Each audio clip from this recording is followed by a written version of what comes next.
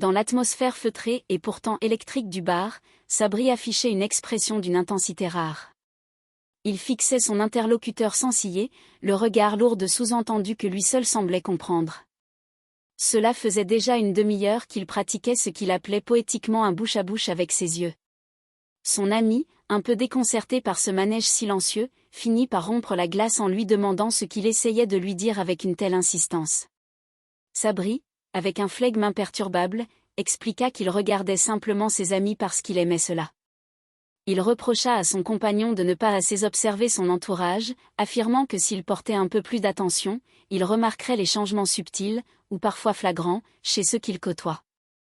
Soudain, l'ambiance changea radicalement lorsque la silhouette de Spider-Man sembla s'inviter dans la conversation. Sabri évoqua l'idée d'une araignée, une créature impossible alors qu'ils avaient pourtant répandu une multitude de produits contre les insectes. Il se tourna vers son ami, s'étonnant qu'il n'ait rien remarqué de particulier sur sa propre personne. Le malentendu s'installa rapidement. Son ami, moqueur, l'accusa de faire l'amour à son bar plutôt que de se soucier de la réalité.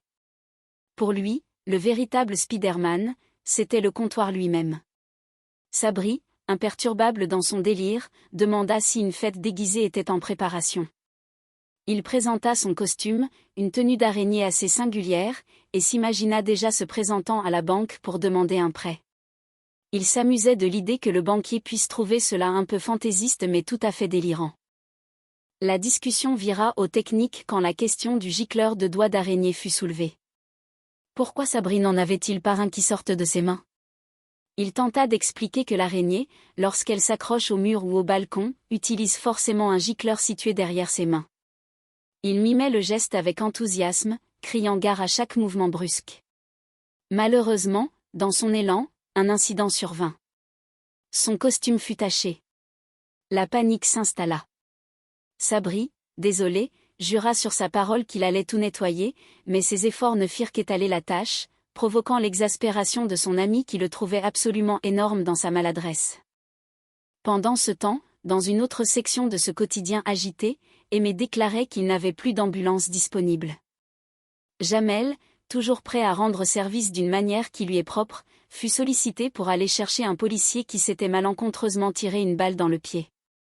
Aimé lui suggéra de déposer le blessé au comptoir pour l'emmener ensuite à la blanchisserie. Jamel devait se dépêcher.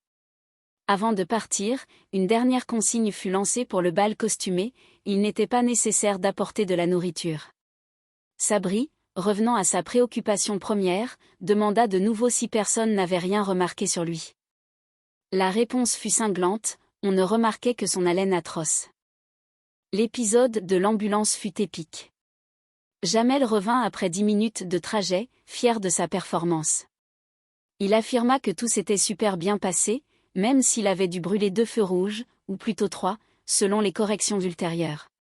Il justifia ses infractions par la présence du gyrophare sur le toit, le fameux pimpon qui, selon lui, autorisait toutes les audaces, y compris rouler sur les trottoirs et prendre des sens interdits. Aimé, effaré, lui rappela que le but était de ramener un blessé et non de remplir le service avec de nouvelles victimes. Jamel, philosophe, nota que les gens criaient de toute façon, qu'on leur rende service ou non. Il ajouta avec une pointe d'ironie qu'il ne cessait de crier que lorsqu'il dormait. Le bilan était lourd, une voiture percutée, un landau touché, mais fort heureusement, la voiture n'avait rien. Au bar, un homme entra et demanda s'il était encore possible de commander un panaché. Sabri reconnut immédiatement son ancien stagiaire brancardier. Les retrouvailles furent chaleureuses, teintées d'une nostalgie un peu maladroite. Sabri demanda au jeune homme s'il était devenu chef brancardier. Ce dernier, déçu, expliqua que malgré sa formation, il n'avait pas trouvé de travail. Sabri annonça alors fièrement qu'il avait changé d'horizon pour devenir son propre patron, un vineur, à la tête d'une grosse petite et moyenne entreprise. Le stagiaire, désormais employé dans un institut de sondage, proposa à Sabri de répondre à quelques questions. Sabri, imbu de son nouveau statut, prétendit ne pas avoir le temps, avant de se raviser lorsqu'il apprit que son ami avait remarqué son changement de coiffure. Il ferma le bar pour 2 minutes afin de se prêter au jeu du sondage sur le quotidien des Français. Le sondage commença par des révélations sur la vie trépidante de Sabri, comme le fait qu'il ait mangé une pizza aux fruits des bois la veille, s'en offrant même 2 parts. Le sondeur, impatient, passa à la question fatidique du matin, thé ou café? Pendant ce temps, Jamel se retrouvait dans une situation délicate avec un policier blessé. Il pensait lui avoir rendu service en l'emmenant à l'hôpital, mais le policier, fidèle à son devoir, lui infligea 5 contraventions pour 6 infractions relevées. C'était son cadeau, disait-il. Le conflit intérieur entre l'homme blessé et l'agent de la paix s'était soldé par la victoire de la loi. Jamel, furieux, insulta le malade tout en restant poli avec le policier, créant une situation absurde où il demandait au policier d'emmener le malade, la même personne, en salle d'opération. Aimé, de son côté, était préoccupé par son costume pour la soirée. Il portait une tenue de maille à l'abeille qui, selon Jamel, ressemblait plus à une tenue provocante qu'à un insecte. Jamel, quant à lui, portait un uniforme de policier qu'il avait emprunté. Il demandait l'avis des autres sur sa crédibilité. Sabri trouvait cela bidon et trop faux. Pour prouver la solidité de son accoutrement, Jamel s'amusa à effrayer le sondeur qui était toujours là. Un coup de feu partit accidentellement, blessant légèrement le malheureux sondeur à l'épaule. Sabri, au lieu de paniquer, se désola que l'homme ait été blessé alors qu'il avait remarqué son brushing. La situation prit une tournure encore plus improbable quand Jamel, toujours dans son costume de policier, fut pris pour un véritable agent par un collègue. On l'emmena au commissariat où il dut interroger un voleur de téléphone portable. Jamel, se prenant au jeu, tenta de rappeler l'article 21 du Code pénal avec des termes très personnels, affirmant qu'il ne fallait pas voler et qu'il fallait être sage.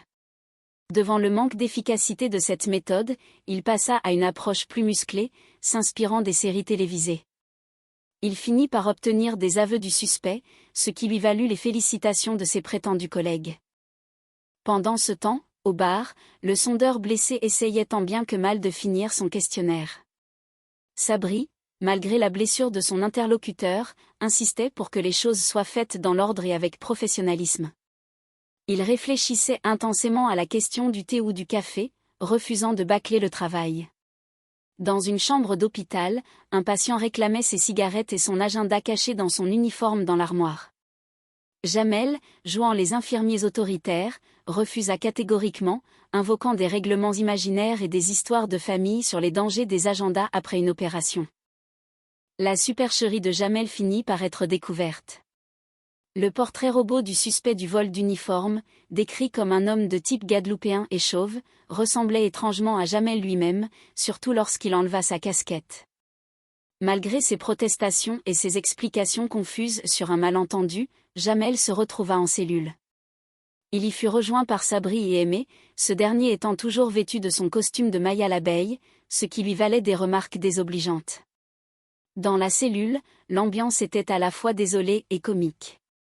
Ils se retrouvèrent tous les trois, confrontés à la réalité de leurs absurdités respectives.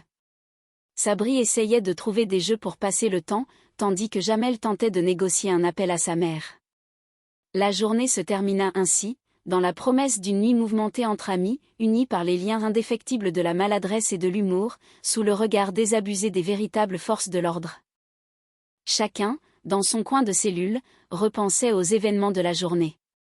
Sabri restait persuadé que son entreprise de vineur avait un avenir radieux.